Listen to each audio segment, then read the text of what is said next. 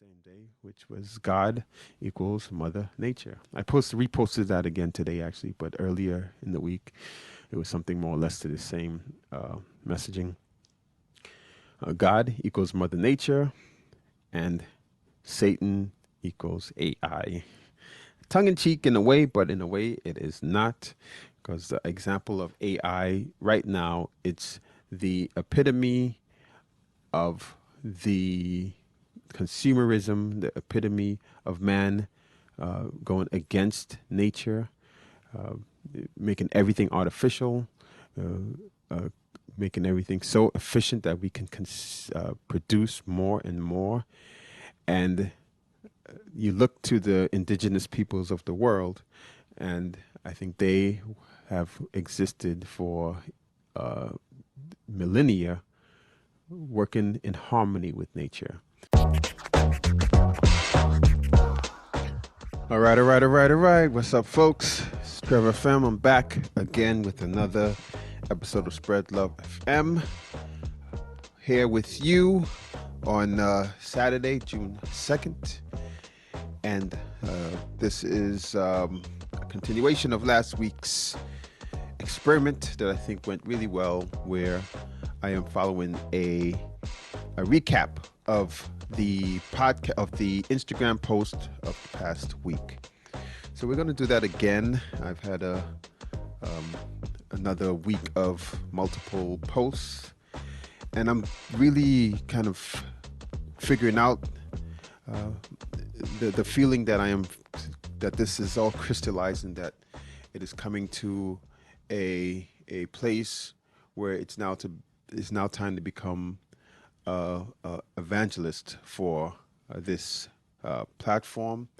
That's being reinforced by the fact that I'm repeating the messaging. The messaging is the same, and the blueprint is the same, with a tweak here or there. So yeah, I'll be happy to continue this, and hopefully the idea is to get people to learn about what it is we're doing here. Because the more I research, the more I'm finding out that this is something that can really be helpful. I'm also finding out that the fact that I am following my gut and my instinct when it comes to following the design that nature has given us, in terms of how do we sustain our planet, sustain ourselves. And by following that design, what I'm also finding out is that there have been people across the centuries that come to similar conclusions, and I can only assume that is because they are also following the blueprint that nature has given us. And I'll go more into that as we go into this presentation. So I just want to thank you for joining me here today, and hopefully this will be as beneficial for you as it has been for me in the last week. So why don't we begin? So the one thing I want to highlight here is, on earlier this week, I had a question that I asked. I think I did the same thing in the last episode. There was a question. So the question is, why hasn't there been a time-based economy yet? I posted that earlier this week. The answer, there has. In fact, you're using it right now. It's called social media. So you asked the wrong question. The right question is, why hasn't there been a time-based economy for the benefit of the people? And I tweaked it a little, because first I said the time-based economy, and I realized that there has been one. Social media. Those of you who are finding this podcast on Instagram or Facebook, they have figured out how to monetize your attention for the benefit of the 1%, Wall Street, big tech. But there never has been one, and I'm actually, correction, so this is what I'm learning this week. But at the time I posted this, I could not find one that had a time-based economy. I could not find a platform that created a time-based economy for the benefit of the people. So somewhere along the lines during this week, I started to use this hashtag time-based economy. And usually when I do this discovery I've come upon about the time-based economy, I previously had it called it by another name. What was the name? Value exchange. There's a few iterations. Swagonomics is another iteration, but time-based economy kept my recent usage of that felt, yes, this is what it feels like. This sounds right. And so I started using the hashtag this week. And as I do, and as many of us may do as well, I assume, especially if you are an artist or an entrepreneur, and you come up with an idea that you think is fresh and new, and you use that hashtag, you probably do what I do and click and see if that hashtag exists.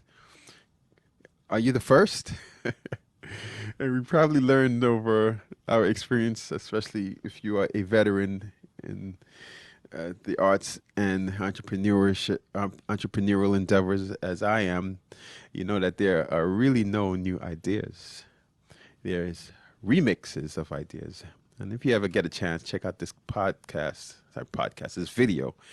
Everything is a remix.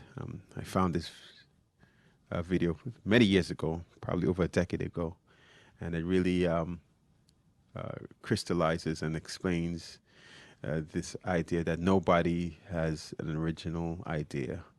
Everything's a remix of another. And I think the most famous example that we may know, at least at the time, was Led Zeppelin and how they basically drew their inspiration from the old rhythm and blues artist from the South.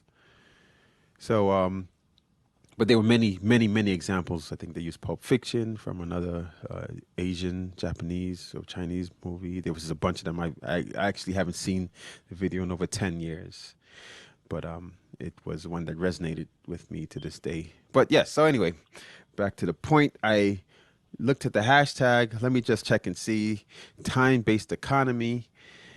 And I put it in and I clicked it, and then I saw one link created around 2020, and it was for a app that was, and I think they only used it on one post, but they were basically working off a free economy as well, a trade economy it was actually, and I might be off with me kind of retracing the steps to where I'm taking you now. But that somehow led me, oh, I think I know what happened. So from there I said, wow, okay, somebody else is on the same page, but there was only one other. So I was like, wow, okay, they're probably doing it different. And that's the idea about everything is a remix, is that there are no new ideas, but your take on it is what makes it new. So even if everything is the same and it's done in a different time, that is a remix of an old idea.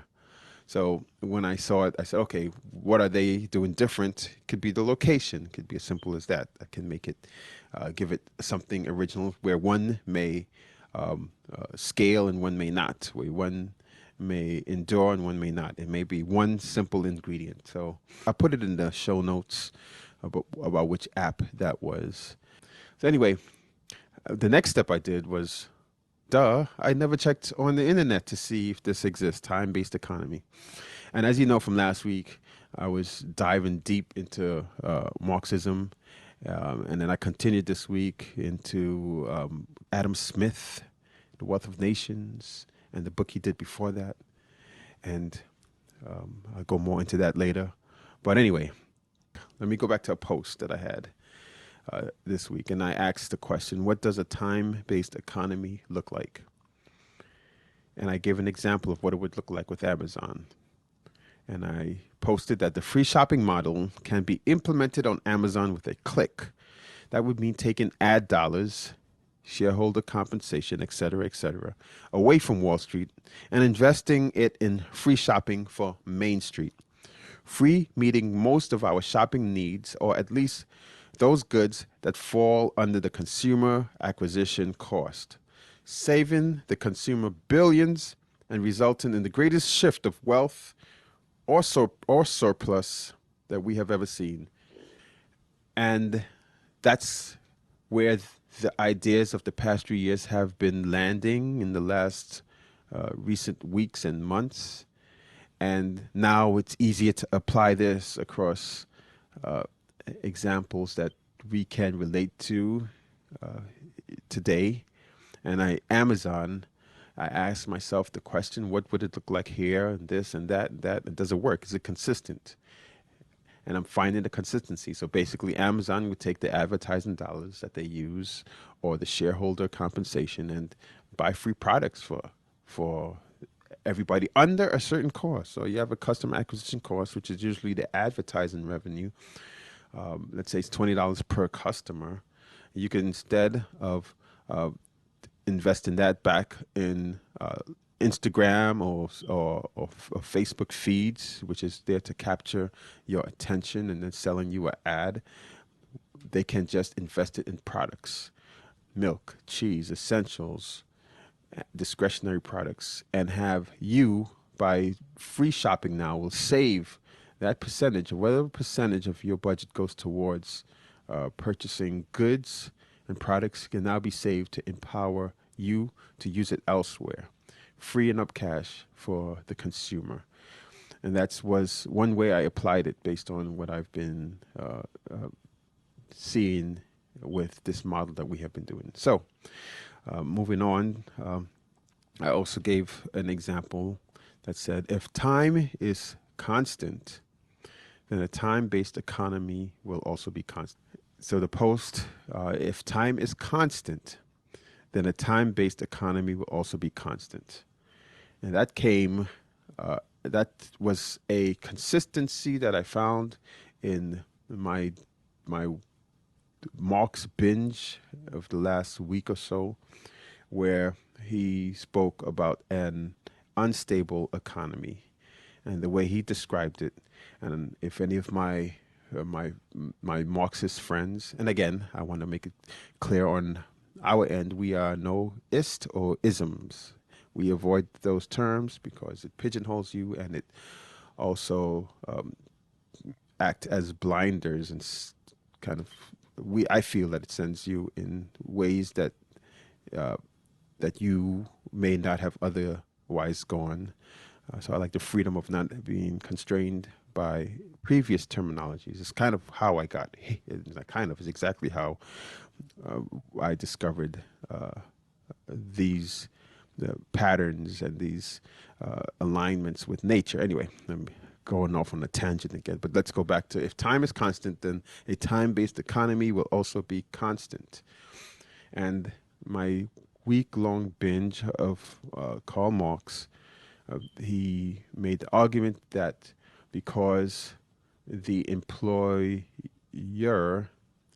is maximizing profit, which means reducing wages of the employees, then the result is that at some point the employee will not have enough wages to purchase the very product that he is making, that employer is selling.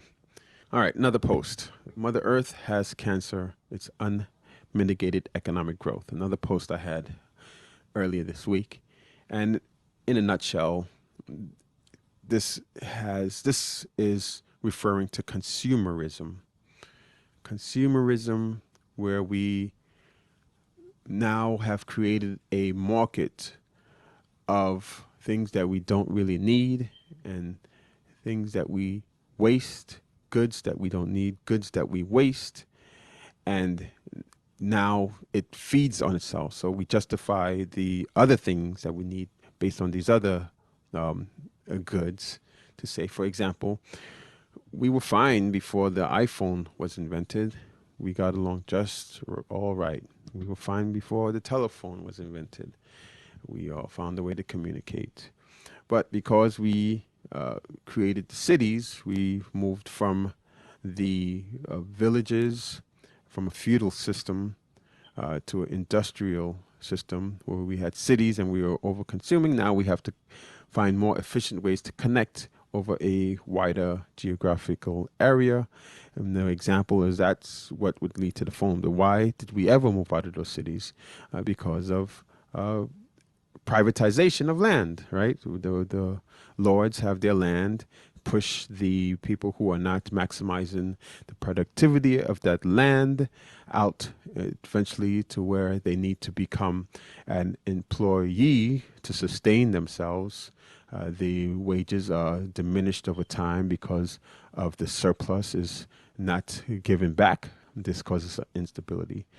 And I see the connection between how these goods and all this consumerism equates with cancer, equating that with the what happens to our planet. We now have greenhouse gases.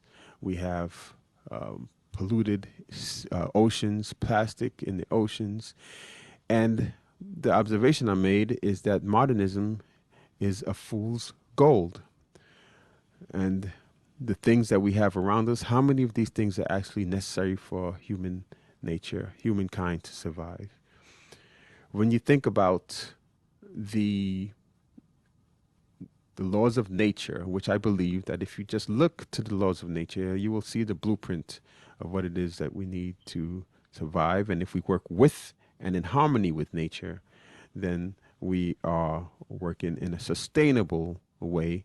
But when we work against that, against nature, and become a parasite, then that leads to bad outcomes. And I posted another thing, I guess, it might have been on the same day, which was God equals Mother Nature. God equals Mother Nature, and Satan equals AI. Tongue in cheek in a way, but in a way it is not, because the example of AI right now, it's the epitome of the consumerism, the epitome of man going against nature, making everything artificial, making everything so efficient that we can produce more and more. And you look to the indigenous peoples of the world, and I think they have existed for millennia, working in harmony with nature. Industrialization is 200-300 years old, and it's only a blink in the time that we have been on this planet. And if we don't work in harmony with this with nature, we too can go extinct. And another thing I want to touch on in future episodes, which is not it's not fleshed out enough to touch on here, is I have been looking at religious teachings and looking for the parallels. If we replace the word God with Mother Nature and Satan with overconsumption, and is there any consistency or patterns that you will find in that analogy and what the scriptures teach us in the Bible? And this is a recent kind of question that I've had. And as I started on Friday with my family. They have a group that has been meeting, I think, every single day, well, at least 4 or 5 days a week to go over they've gone over every word in the Bible over and over. So they've read through it like 2 or 3 times, and they discuss every passage, every word. So I started to sit in just to hear and listen, and I want to test this theory and see if there's any comparison there. Because my theory that my working theory is that the man is here to interpret the word. When they say they interpret the word of God in the Bible, I say no. I say no. I should say no. I say, can that equate with man interpreting the messaging and the blueprint of nature? So that remains to be seen. So stay tuned. There will be much more on that coming up. So anyway, Satan equals AI. What do you guys think about that? Send me a message on my social media or leave a comment in the podcast along with the rating. So back to the main thesis, the main idea behind this episode, which is the time based economy. There was a philanthropist and social reformer, founder of utopian socialism and the cooperative movement named Robert Owen. He was born in 1771 and died in 1858. And this is where the search of a hashtag and a Google search for time based economy, this is where it took me. And what I found is that this existed before, and uh, it grew out of this philosopher named Robert Owen. And I'll read what I found on Wikipedia, and you can find it yourself.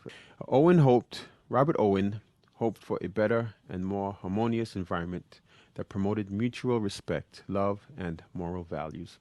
He believed everyone would have a good education and better living condition to live righteously. He valued social and educational reforms for the middle class and rejected the capitalist power which elevated the powerful figures at the expense of others. So you should really do some research into Owen. It says here, and this is what I found later. I didn't find this through my Karl Marx binge. I found this on the Robert Owen page. And Karl Marx was actually a critic of Owen. And I read the passage there. It says, other notable critics of Owen include Karl Marx and Friedrich Engels. Even though they viewed his work as a precursor to their own, which is important for all of you Marxists out there, they recognized in Owen the important understanding developed by Marx in Capital. That is, the working class that is responsible for creating the unparalleled wealth in capitalist societies. Similarly, Owen also recognized that under the existing economic system, the working class did not automatically receive the benefits of that newly created wealth. Marx and Engels differentiated, however, their scientific conception of socialism from Owen's societies. They argued that Owen's plan to create a model socialist utopia to coexist with the contemporary society and prove its superiority over time was insufficient to create a new society. In their view, Owen's socialism was utopian. Since to Owen and the other utopian socialists, socialism is the expression of absolute truth, reason, and justice, and has only to be discovered to conquer all the world by its power. Marx and Engels believed that the overthrow of the capitalist system could only occur once the working class was organized into revolutionary socialist political party of the working class that was completely independent of all capitalist class influence, whereas the utopias sought the assistance of the cooperation of the capitalists to achieve the transition to socialism. So that's important, and I that's just to kind of build on what I've presented in the last podcast, and some of the reasons why I differ as well with Marx's conclusion there, which, in a nutshell, is that they need to completely separate themselves from capitalism, and I don't know if he himself was a proponent or was a believer in a revolution, overthrowing of capitalism, and it implies that in this Wikipedia. Who knows how accurate that is? But the Owen, the reason I find him intriguing is that he believed that no, you can work within this system. This is the argument that we've had that goes back for who knows how long. Do you work within the system or do you work outside of the system? And my conclusion is a little different from from both of these. And I'll go into more detail why, but in a nutshell, I do think that there are incentives built within the system that we can use to empower the community so that it doesn't have to be a complete break. And at the same time, you don't have to have the assistance. So you don't have to work with them. It's more of using the incentives. And in our example, it's the fact that many of this big tech and social media platforms need your time, your attention. In fact, anything that I could think of now, there may be some examples that I'm not thinking of right now. Any sale that's made, any sale that happens, any transaction, first requires your attention. So I can't buy the iPhone without finding out by some advertisement or by some friend that, oh, here's this cool product called the iPhone. They got my attention. And this is what happens on social media feeds. You see ads or you see pop-ups on a website, whatever it is. Every transaction requires your attention. You're walking in the street, you need something to drink, you see a sign on a store that says grocery, they got your attention. So using that incentive that every transaction requires your attention, this is where I came to the understanding that a time-based economies that developed out of the spread love free market is one that taps into this incentive, this understanding or this knowing that every transaction needs your attention first. Leverage that so that the power and the wealth that was previous models that went up, but using a built-in incentive to use that attention so that the capitalists now are competing amongst each other for your attention. And that goes to the idea of CPR, compelling, practical, radical. You get a compelling incentive, a compelling way to connect with the person that you want to connect with, find a practical way for them to do it, which is, in our case, using the existing ways of e-commerce and in-person commerce, and have it lead to radical change. There's the shifting of wealth from the 1%, from big tech, back into the community. So CPR.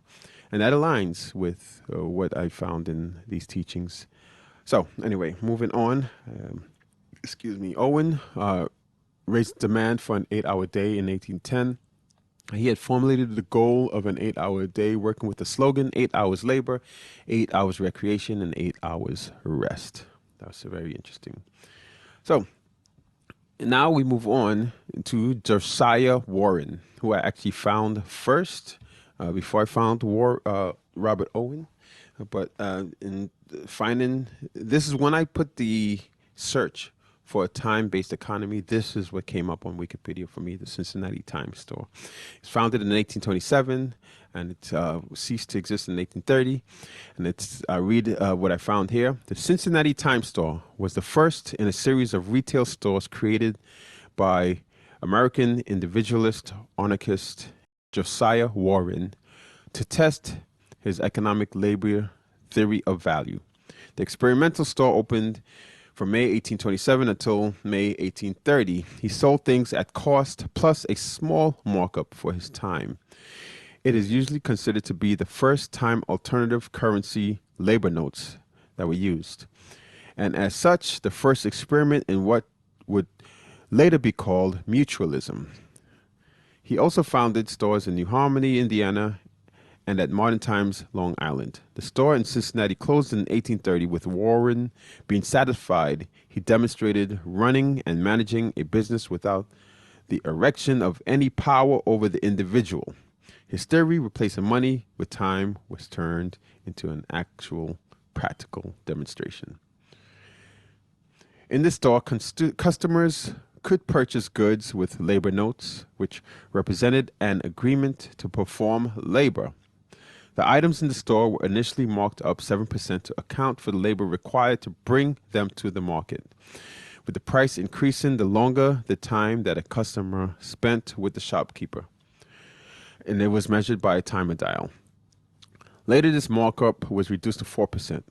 Corn was used as a standard, with 12 pounds of corn being exchangeable with 1 hour of labor. The result of the system was that no one was able to profit from the labor of another. Every individual ostensibly received the full produce of his labor. Adjustments were made for the difficulty of the work performed so that time was not the only factor taken into consideration. And I continue. After a rough initial period, the store proved to be very successful. Warren's goods were much cheaper than the competitors. Though he maintained that he was not trying to put other stores out of business, another store in the neighborhood converted to Warren's methods. The fact that prices for goods rose the more time a consumer spent with Warren resulted in very efficient transactions. Warren said that he was doing more business in 1 hour than normal businesses do in 1 day, leading him to close shop part of the day to rest. Though the store was successful, the problem of equal labor times for different difficulties of work was a concern for Warren. He was never able to reconcile the objectivity of his labor for labor prescription, treating all labor as essentially fungible goods. So, one of the reviews from, I think, a local paper, and you could go to Wikipedia and find out if I'm missing anything here. And one of the reviews was, when the advantages of the store became known and its method understood, it was the most popular mercantile institution in the city. The people called it the time store, not because it gave credit or sold goods on installments, but on account of the peculiar and original method adopted to fix and regulate the amount of the merchant's compensation. This was determined on the principle of the equal exchange of labor, measured by the time occupied and exchanged hour for hour with other kinds of labor. So, and we're almost done here.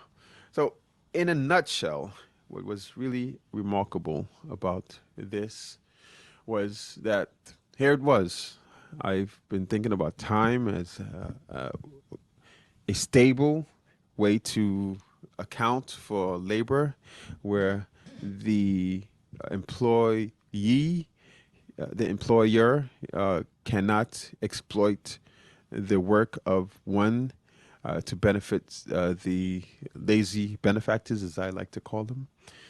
And I was like, wow, okay, this is centuries ago, and this is here, this is done. And has there been a recent example? I couldn't find one, but this still, it shows that this can work.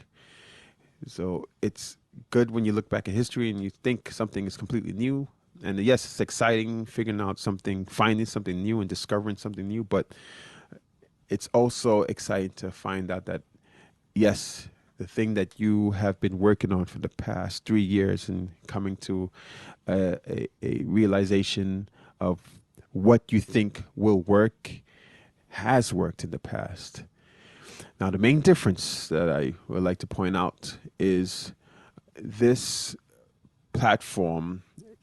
I think Marx made this observation as well, which is that they can't make a solution in his time for a generation in the future. People new to Marx often expect that he would have laid out a plan or set of instructions for what socialism should look like. And when they find out that he did no such thing, they are often disappointed and think this was rather remiss of him. Now, in fact, for Marx, setting out such a plan would have been quite contrary to his whole theoretical method. For Marx, socialism or communism was something that would emerge out of capitalism as a result of the struggle of the working class in a historical process whose exact circumstances and details could not possibly be known in advance. Precisely how housing or food distribution, for example, will be organized in the socialist future will be decided not by him or any other Marxist theorist, but by the people of the future themselves. The fact that big tech also showed that this works. Time, using time as a measure of value works. And they've done it with social media, with your attention. They've shown that they can capitalize on your attention and have your attention be sold to other capitalists, other employers, and not have any of that value come to the community. The insight that I've gained working with this is that there hasn't been a market that works for the benefit of the community that can collectively take the community time and barter that for goods, and in essence shifting that wealth into the community, and maybe at some point having that form of currency become the de facto currency. So over time, in other words, over time, weakening the system and that benefited, that worked in its own self-interest and kept the wealth away, in large part away from the producers of that wealth. And that remains to be seen, but that's what's exciting about this. And I'd like to end with one more quote, economic update. For the last 40 years, the middle class wrecked. The inequality made much worse. Tiny groups, 2, 4, 6% of super wealthy people and a mass of people having a harder and harder time. And then on top of it, an economic crash in 2020, a global pandemic that was horrid in its effects, and then an inflation, and now rising interest rates. All of that crammed into a historical short period of time. Of course, the French people are in the streets. They're always among the first to go there. And the German workers, and the women in Iran, and fill in the blank. There are many more. And the militancy of the labor movement rediscovered in this country. The question is, will this working class turmoil congeal into its own notion of where the future lies? Because if they do, they will be able not only to reshape the world economy as it emerges, but they might be able to finally realize their dream of an economic system that didn't position a tiny number of people at the top, making all the decisions, gathering the wealth, and shaping the world economy to their desire. It might finally mean a world economy shaped in the desire of what most of the people living in it would prefer. If you get a chance to listen to that, there's a few episodes dedicated to Marx, and I actually got the best. He's really good at storytelling, so I would definitely, if you're looking to learn kind of like the crash course on Karl Marx, that's one highly recommended podcast. But yeah, that's the question, and that's a question we will have to await and see. We're doing our level best here at Spread Love Free Market to bring in this new world, and we really hope that you will do your part. And if you want to ally and join us in our journey, please support us by free ordering. I tell my friends, free ordering, people say it's free and there's this stigma about getting stuff for free. I don't need it. Above that, I'm not waiting on a bread line, on a cheese line. And these are the things that the narratives that we have been that have been pushed upon us, and fighting against that narrative. And actually, I mean, there are truths to that narrative, because the quality of goods provided for free almost never match up to the goods that are provided in exchange for fiat dollars or gold or silver or shekels. And what we are doing here at Spread Love Free Market is blurring that distinction, making that transaction just the same type of transaction you would make if you were purchasing something with fiat dollars. So the website is the latest in tech. The products are the best up to date. We are sourcing from actual shops, and eventually we will get there. Right now, we create a market where you can come and show your order number and receive your free item. And the next step is to work with the shops where you free order and you just walk into the shop. Or you could go to the shop in person. You'll see a sticker saying that this is a part of the Spread Love Free Market. You bring it to the counter. The item is free.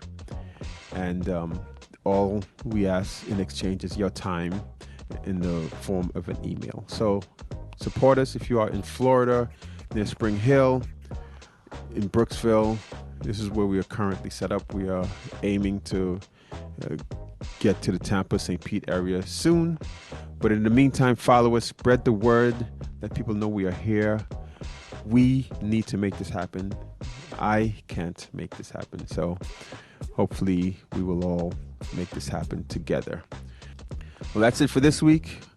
Once again, my name is Trevor FM. Thank you so much for listening, and I will see you next week.